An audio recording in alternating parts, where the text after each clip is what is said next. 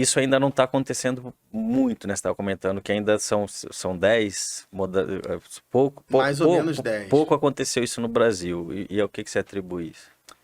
Eu atribuo à insegurança jurídica, né? No Brasil, a gente tem um país com um histórico tão engessado, né, na nossa legislação, que eu entendo que os prefeitos, não só os prefeitos, mas principalmente as consultorias jurídicas, têm medo do novo. Então, parte do nosso Às vezes desafio o Tribunal de Contas tem medo do novo, né? também. Mas olha, prefeitos, em nossa defesa, o TCU participou da criação desse instrumento. O TCU promove o CPSI, inclusive ele lançou uma cartilha, né, para como é que a prefeitura, como é que o órgão público pode fazer o seu CPSI. Então a gente trouxe o Sim. sistema U todinho Não, conosco. e a gente tem no nosso Instagram e teve no nosso evento o ministro do TCU, Benjamin Ziller, e ele fala, mais de 30 anos do TCU, segundo ele nunca viu o TCU punir alguém por ter inovado. Mas o que ele pode dizer, olha, o caminho não é aqui, o caminho é por lá. Mas as palavras do próprio ministro Benjamin, ele diz, o TCU respeita aquele que inova, admira aquele que inova, né? Então, acho que, assim, quando eu falei Tribunal de Contas, às vezes é o Tribunal do Estado, às vezes é o controlador da prefeitura que tem esse medo, né? Esse receio. Sim, então, ao cabo, a gente está falando de cultura. E Sim, mudar a cultura realmente leva algum tempo, né? A gente tem se dedicado nesses últimos meses, desde da sanção do marco legal, a fazer esse esforço de disseminação do instrumento, mostrando os casos pilotos, porque são poucos, mas a gente já tem, né?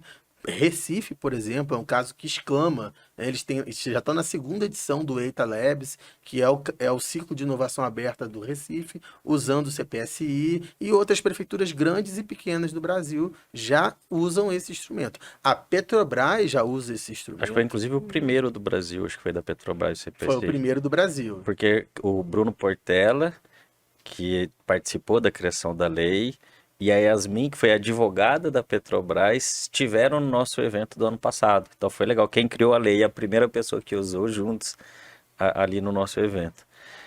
E aí se fala muito de encomenda tecnológica e o CPCI. Qual que é a diferença? Porque existe essa confusão, né, entre um e outro. Existe. A diferença principal é que a encomenda tecnológica, ela requer um risco tecnológico.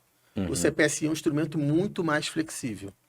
Entendi. Então, se o dono da startup, ele quer vender para 100 prefeituras, 200 prefeituras, via CPSI, é uma solução inovadora, ele consegue. Consegue. E é assim que a gente tem instruído os empreendedores a traçar o seu caminho comercial com o setor público.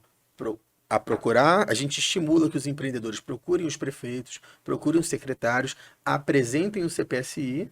É claro, o CPSI, ele é um edital de ampla concorrência. Então, a startup não tem garantida a sua contratação, mas ela pode estimular que aquele município faça um edital para a área em que ela atua. Uhum. Isso é muito republicano. Sim, porque lá na 8666, geralmente quem provocava a compra não podia participar do certame.